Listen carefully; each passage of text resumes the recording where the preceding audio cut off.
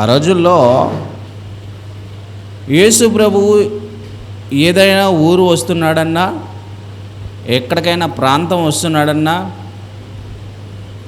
అది పట్టణం కావచ్చు, గ్రామం కావచ్చు, అది ఏ ఊరైనా సరే, గుంపులు గుంపులుగా యేసయ్యను చూడటానికి వచ్చేవారు కొంతమంది, యేసయ్యను రకరకాలుగా, యేసయ్యతో మాట్లాడాలని వచ్చేవారు రకరకాలుగా, అనేక మంది. అయితే ఈరోజు మనం తెలుసుకున్నటువంటి విషయం ఏంటంటే, గలిలయ నుంచి, దెకపోలి నుంచి రకరకాలైనటువంటి మనుష్యులు వచ్చేవారట. ఎందుకంటే ఆయన వెంబడించటానికి అని రాయబడుతుంది. ఆయన వెంబడించటానికి. ఇక్కడ గమనించండి, యేసు ప్రభు కాలంలో ఆయన వెంబడించిన వివిధ రకాల మనుష్యులను మనం గమనించవచ్చు. ఇక్కడ చాలామంది. మొట్టమొదటిగా మనం గమనించినట్లయితే, ఇంతమంది జనసమూహం వెంబడిస్తున్నారా? అవును, వెంబడిస్తున్నారు. చాలామంది వెంబడిస్తున్నారు. అవును, వెంబడిస్తున్నారు. రకరకాల మనుషులు వెంబడిస్తున్నారు. వేల సంఖ్యలో వెంబడిస్తున్నారు. గుంపులుగా వస్తున్నారు. ఏంటి అంటే, మనం కనుక గమనిస్తే చాలా రకాల మనుషులు ఉన్నారు. వీళ్ళల్లో మనిషి అంటే చాలా రకాల వాళ్ళు ఉంటారు. ఒక్కొక్కడు మనస్తత్వం ఒక్కొక్కలాగా ఉంటుంది.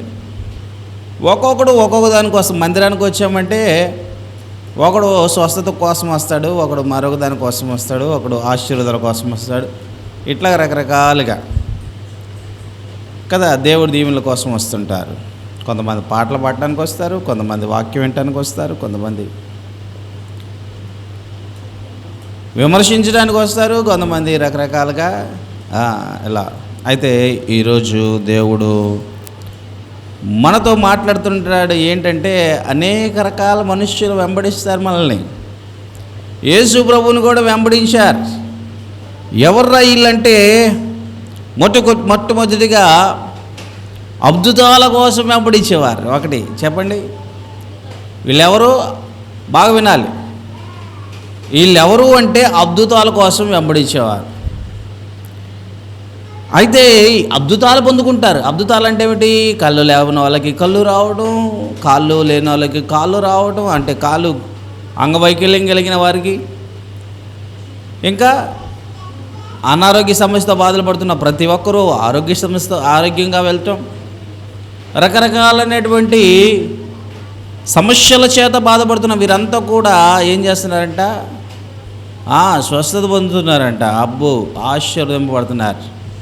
అయితే మారు మనసు లేదు. స్వస్థత మాత్రం ఉంది, కానీ మారు మనసు పొంది వెళ్ళటంలా వీళ్ళు. కేవలం స్వస్థతే, మారు మనసు లేదు. ప్రియులను గమనించండి, స్వస్థతల కోసమే వచ్చేటువంటి గుంపు ఉంది. ఇక రెండవ గుంపు ఏంటంటే, ఇది భోజనం కోసం వచ్చే గుంపు. ఏ గుంపు ఇది? భోజనం కోసం వచ్చే గుంపు. రొట్టెల కోసం ఆయన వెంబడించేవారు. ఆశీర్వాదం కావాలి. వీళ్ళు రొట్టెల కోసం వచ్చేవాళ్ళు, తినటానికి వచ్చేవాళ్ళు, భోజనాల కోసం వచ్చేవాళ్ళు. ఎక్కడ భోజనాలు పెడితే అక్కడికి వెళ్తూ ఉంటారు, ప్రార్థనా కూటాలు కదా. ఇలాగే వీళ్ళు ఏం చేశారంటే, యేసుక్రీస్తు ఎక్కడ ప్రార్థన పెడితే, ఎక్కడ వాక్యం చెప్తుంటే అక్కడ జనం ఉండేవాళ్ళు. ఎందుకంటే ఆయన 5 రొట్టెలు 2 చిన్న చేపలను 5,000 మందికి పంచాడు. మంచి భోజనం, మంచి రొట్టెలు, మంచి చేపలు. వీళ్ళకి ఏంటంటే ఆశీర్వాదం కావాలి, కానీ దేవుడు యొక్క అవసరం వీళ్ళకి లేదు. కడుపు నిండాలి, కానీ దేవుడు అక్కర్లేదు వీళ్ళకి. అందుకే వీళ్ళు ఏం చేస్తుంటారంటే వెంబడిస్తూ ఉంటారు. కొంతమంది స్వస్థత కోసం వెంబడిస్తుంటారు. ప్రియులుగా గమనించండి, స్వస్థతల కోసం వెంబడించే వాళ్ళు చాలామంది ఉన్నారు. అలాగే కొంతమంది ఉంటారు దేవుని యొక్క సత్యాన్ని తెలుసుకునేవారు. ఆయన ఏం చెప్తున్నాడు, ఆయన చెప్పేటువంటి మర్మాలేమిటి, ఆయన చెప్తున్నటువంటి సంగతులేమిటి, ఆయన పరలోక సంబంధమైన చెప్తున్నాడా, భూలోక సంబంధమైన చెప్తున్నాడా, దేవుని గురించి చెప్తున్నాడా, దేని గురించి? ప్రతి మాటను క్షుణ్ణంగా తెలుసుకున్నటువంటి వారు కొంతమంది వెంబడించేవారు. అవును, ఆయన సత్యమును ప్రకటించాడు, ఆయన నీతిని ప్రకటించాడు, ఆయన ఎవరికి భయపడకుండా ఆయన ఏం చేస్తున్నాడంట? సత్యాన్ని ప్రకటిస్తున్నాడు అని చెప్తారు. ప్రియులు గమనించండి, ఆయన సత్యాన్ని ప్రకటించడానికి ఈ లోకానికి వచ్చాడు. మరికొందరు ఆయన వెంబడించారు, ప్రేమతో వెంబడించారు. హల్లెలూయా. ఆయన ప్రేమతో వెంబడించారు, అందుకే ఆయనకి ఉపచారములు చేశారు. మార్త ఉపచారము చేసింది, మరియా ఉపచారము చేసింది, వెంబడించింది. మగ్ధలేని మరియా వెంబడించింది ఆయన. అలాగే ఒక ఆమె వచ్చింది, అత్తరు బుడ్డి తీసుకొని వచ్చింది, ఆయన పాదాలు కడిగింది, తల వెంట్రుకలతో తుడిచింది, అత్తరు బుడ్డితో అత్తరుని కాళ్ళకు పూసింది. ఎంత ప్రేమ! అంతేకాదు కానీ మరికొందరు వస్తారు శిష్యరికం చేయడానికి.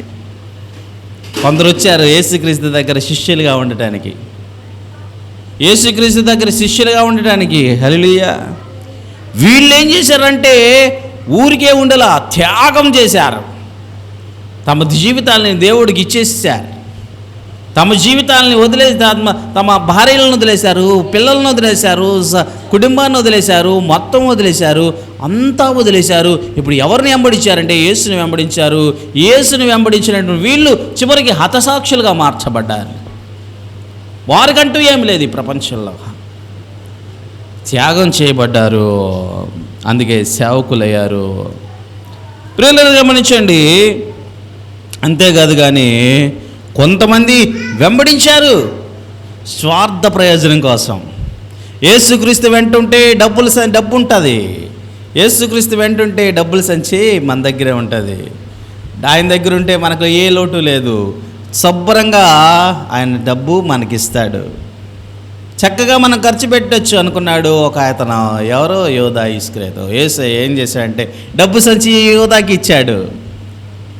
అతను మంచివాడు కాదు అని తెలిసినా సరే, అయినా సరే బాగుపడతాడు, దాని విలువ తెలుసుకుంటాడు అనుకున్నాడు. కానీ తన స్వార్థం కోసం క్రీస్తుని వెంబడించాడు. అంతేకాదు కానీ తన స్వార్థం కోసం క్రీస్తుని అమ్మివేశాడు. ఏం చేశాడు? తన స్వార్థం కోసం వెంబడించాడు. తన స్వార్థం కోసం డబ్బును ఏం చేశాడు? వేరే వాళ్ళకి అమ్మేసి, ఆయనను అమ్మేసి ఆ డబ్బుని స్వార్థం కోసం సొమ్ము చేసుకున్నాడు. అందుకు ఆయనను వెంబడించాడు.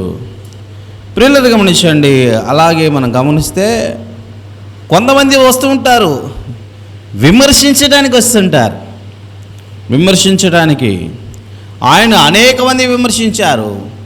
నువ్వు పలాంది కదా, నువ్వు పలాన్ చేస్తున్నావు, నువ్వు యూదుడు కదా, నువ్వు పాపులతో భోజనం చేస్తున్నావు, నువ్వు సమరీయులతోనూ పాపులతోనూ రకరకాలైనటువంటి వారితో భోజనం చేస్తున్నావు, రకరకాలైన వాళ్ళని చేస్తున్నావు. అంతేకాదు కానీ నువ్వు పలాంది చేస్తున్నావు, ఈరోజు విశ్రాంతి దినం కదా, చేయకూడదు కదా. ఇట్లాగా ఈరోజు వాక్యాన్ని ఎందుకు ప్రకటిస్తున్నావు, ఈరోజు అది ఎందుకు చేస్తున్నావు, ఇది ఎందుకు చేస్తున్నావు, ఇలాగ రకరకాలుగా విమర్శించే వాళ్ళు లేకపోలేదో, రకరకాలుగా విమర్శిస్తూ ఉన్నారు. ప్రియులను గమనించండి. ఇక చివరిగా ఆయనను వెంబడించి వారు చివరి వరకు ఉన్నారు. ఆయన వెంబడించేవారు మామూలుగా కాదు. ఆయన చనిపోయి తిరిగి లేచి ఆరోహణమయ్యేంత వరకు కూడా ఆయనతో ఉన్నవారు ఉన్నారు. ఆయనతో ఉన్నారు. కష్టాల్లో నిలబడ్డారు, ఇబ్బందుల్లో నిలబడ్డారు, శ్రమల్లో ఉన్నారు, విశ్వాసంలో ఉన్నారు. అలాంటి వాళ్ళు ఉన్నారు. ప్రియులను గమనించండి. ఈరోజు దేవుడు తన కృపలో ఎవడైనను నన్ను వెంబడింపగోరినల్లా తన్ను తాను ఉపేక్షించుకొని ప్రతిరోజు ఏం చేయాలంట? తన సిలువనెత్తుకొని నన్ను వెంబడించాలి. ఇక మీలో ఎవరైనా సరే క్రీస్తుని వెంబడించాలనుకుంటున్నారా? ఒకవేళ క్రీస్తుని వెంబడించాలన్నటువంటి ఉద్దేశం కలిగి ఉంటే, బాబు నువ్వేం చేస్తావంటే, నన్ను వెంబడించాలంటే తన్ను తాను తగ్గించుకొని, తన్ను తాను ఉపేక్షించుకొని, తన్ను తాను ఏం చేసుకోవాలి? ఇకేమీ గర్వం లేకుండా, ఏ విధమైన స్వార్థం లేకుండా, ఏ విధమైన అసూయ లేకుండా, ఎలాంటి నిష్పక్షపాతంగా నువ్వు దేవుని యందు ఏం చేయాలంట? తన సిలువనెత్తుకొని ఏటట తన్ను తాను ఉపేక్షించుకొని ప్రతిరోజు ఏం చేయాలంటే తన సిలువనెత్తుకొని నన్ను వెంబడించే, నీ సిలువ ఎత్తుకొని నన్ను వెంబడించండి, వెంబడించండి, వెంబడించండి. మీరు నన్ను వెంబడించాలి. మీరు కనుక నన్ను వెంబడించేవారైతే ఇదిగో అలా కాకుండా మీరు ఎలా ఉంటారు? తన్ను తాను తగ్గించుకొని ఉపేక్షించుకొని మిమ్మల్ని మీరు పరీక్షించుకొని మిమ్మల్ని మీరు ఏం చేస్తారు? దేవుని ఎదుట సాగిలపడి మీ సిలువను ఎత్తుకొని మీరు నన్ను వెంబడించండి. అంతేకాదు కానీ ఏదో కావాలని, ఏదో దొరకాలని, ఏదో ఆశించాలని, ఏదో పొందుకోవాలని ఇది మనం దేవుని అంట నడిస్తే ఉపయోగం లేదు. స్వస్థత కావాలి, ప్రార్థన వద్దు. స్వస్థత కావాలి, అద్భుతాలు జరగాలి, దేవుడు వద్దు. దేవుని సన్నిధి వద్దు, దేవుని మందిరము వద్దు. అన్నీ బాగుపడాలి కానీ ఆయన వద్దు. కొంతమంది స్వార్థము, అక్కడికి వెళ్తే ఇది వస్తుంది, అక్కడికి వెళ్తే ఇది వస్తుంది. స్వార్థం, అది ఉపయోగం లేదు. కొంతమంది వస్తుంటారు విమర్శించడానికి, కొంతమంది వస్తుంటారు ఆహారం దొరుకుతుందని, కొంతమంది వస్తుంటారు. కానీ కొంతమంది వస్తారు యేసు దగ్గర వాక్యము దొరుకుతుందని, యేసు దగ్గర ప్రేమ దొరుకుతుందని, యేసు దగ్గర సమాధానం దొరుకుతుందని, యేసు దగ్గర నెమ్మది దొరుకుతుందని. కొంతమంది ప్రేమను పొందుకోవడానికి వచ్చారు. కొంతమంది తమ జీవితాలను త్యాగం చేయడానికి వచ్చారు. పరిచర్య కొరకు సమస్తాన్ని వదిలిపెట్టేశారు. మరి నువ్వు ఏ జాబితాలో ఉంటున్నావు, నేనే జాబితాలో ఉంటున్నాను, మనమే జాబితాలో ఉంటున్నామో ఈరోజు పరీక్షించుకొని మనం ఏం చేద్దాం? ఎవరైనా సరే మీలో క్రీస్తుని వెంబడింపగోరిన ఎడల తన్ను తాను ఉపేక్షించుకొని ఏం చేయాలంట? ప్రతిదినం మీరు సిలువనెత్తుకొని ఆయనను వెంబడించాలి. ఆయన అంటే ఎవరు? క్రీస్తు. ఆయనను వెంబడించారు అంటే ఎవరిని వెంబడించారు? యేసుని వెంబడించారు. రోజు నువ్వు నేను మనందరం కూడా మన సిలువనెత్తుకొని మనం ఏం చేయాలా? వెంబడిద్దామా?